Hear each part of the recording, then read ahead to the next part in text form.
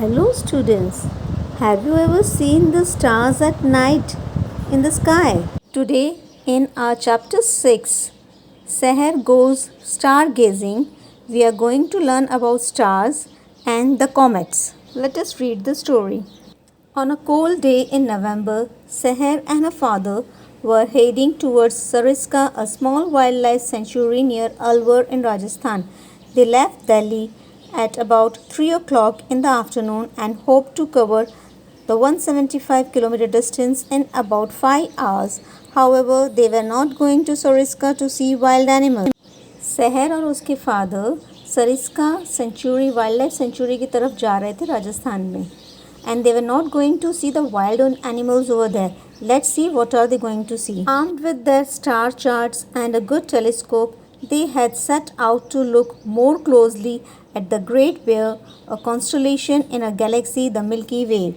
Seher and her father were carrying the star charts or good telescope, or they were going to see the Milky Way galaxy. They reached a dimly lit lodge located just outside the sanctuary. This was what they wanted because it meant little or no artificial city light would spoil the view of the night sky. Seher set up the telescope and focused it on a cluster of stars. 5 minutes after gazing through her telescope, she gave an excited cry. "Dad, look at this! Oh, it's gone!" When we have to look very closely to the stars through the telescope, we need very little light, very dim light. So Seher and her father were away from the city, the artificial light of the city, and they reached a dimly lit lodge located near outside the sanctuary. 5 minutes तक जब वो शहर telescope से देख रही थी stars को, तो अचानक उसने एक एक्साइटेडली एक बात बोली, "dad, look at this! Oh, it's gone." Her father also saw it. "You have just seen a comet, Seher." Father ने भी देखा था और फादर ने कहा, "You have just seen a comet." Comet एक पूंछ वाला तारा होता है. "Oh, yes, I remember reading about it in a science magazine. Tell me more about comets, Dad," said Seher.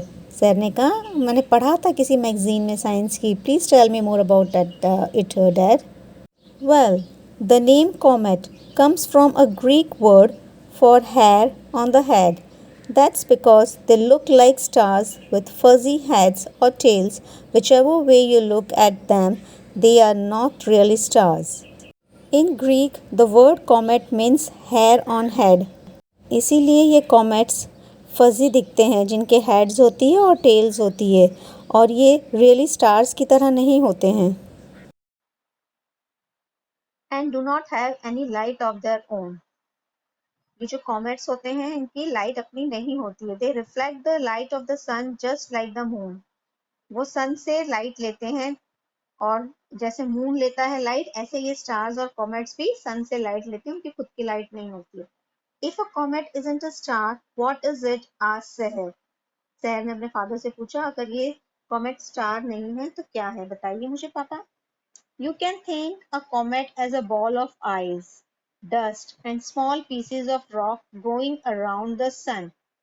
आप है ना, ये देख सकते हैं, ये comet is a ball of ice, dust and small pieces of rocks going around the sun. When it goes too close to the sun, the heat melts the ice. जब ये बहुत पास आ जाता है सन के, तो इसमें जो बॉल ऑफ आइस होती है वो मेल्ट हो जाती है और फिर इसमें से गैस क्रिएट होते हैं, उसी से ये टेल बनती है इसकी. इसलिए ये पिक्चर में देखो, ये कॉमेट है जो टेल वाला कॉमेट है. ठीक है. This is what appears to be the tail or fuzzy head of the comet. Most people have never seen a comet because they are too far from us to see without powerful telescopes, said her father. उसके father ने कहा, कई लोगों ने comets देखे ही नहीं है क्योंकि वो हमारी नेकेड आईज से नहीं दिख सकते हैं, सिर्फ इसके लिए पावरफुल टेलीस्कोप्स चाहिए होते हैं. अंडरस्टूड. और इसके लिए हमें थोड़ा दूर जाना पड़ता है, रूरल एरिया में जाना पड़ता है, गांव वाले एरिया में जाना पड़ता है जहाँ पे खुला मैदान हो. So, who first discovered and wrote about comets? asked Seher. मुझे बताइए फादर कि किसने पहले कॉमेट्स को डिस्कवर किया था और उसके बारे में लिखा था. An English astronomer by the name of Edmund Halley discovered and first wrote about comets and their movements.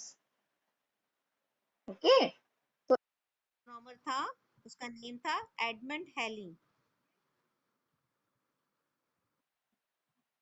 Some small comets melt completely and are never seen again. Some big comets reappear many times because only a small part of ice melts when it comes near the sun.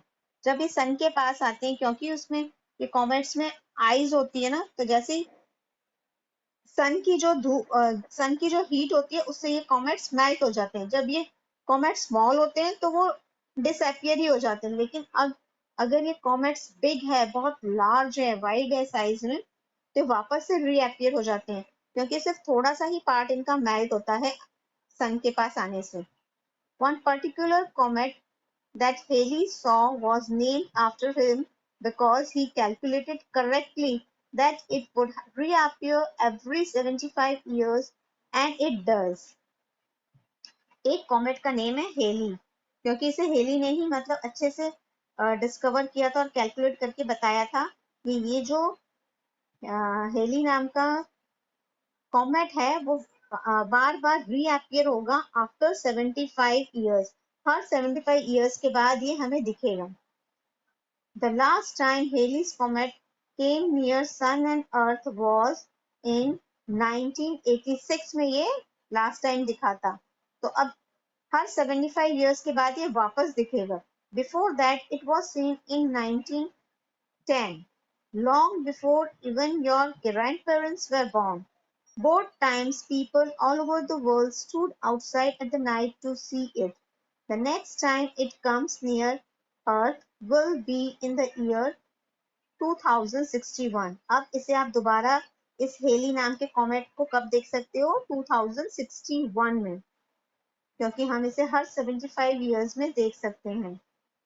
How old will you be then? आप calculate करके बताना 2061 में आप कितने साल के होंगे. Seher laughed at the thought and said, "That will allow me so much more time to learn about stars. I think I want to be an astronomer and discover new things." Seher को astronomer बनना था और उसने कहा जब तक वो दूसरी बार आ जाएगा कॉमेट 2061 में, तब तक तो मैं और कुछ बहुत सारी चीजें लर्न कर लूंगी स्टार्स के बारे में और कॉमेट्स के बारे में. Excellent, Seher. In fact, in late 2011, scientists discovered another solar system with two suns and as many planets as our system. They have also discovered that Mars, just wait,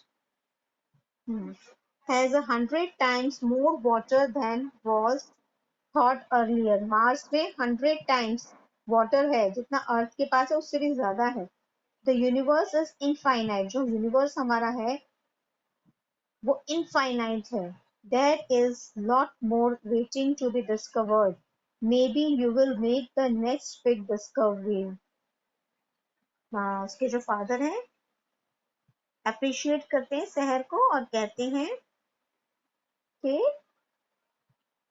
और बताते हैं कि यूनिवर्स इज इनफाइनाइट. जो हमारा universe है वो infinite है, बहुत ही दूर दूर तक फैला हुआ है और इसके बारे में अभी हमें बहुत कुछ लर्न करना है, डिस्कवर करना है.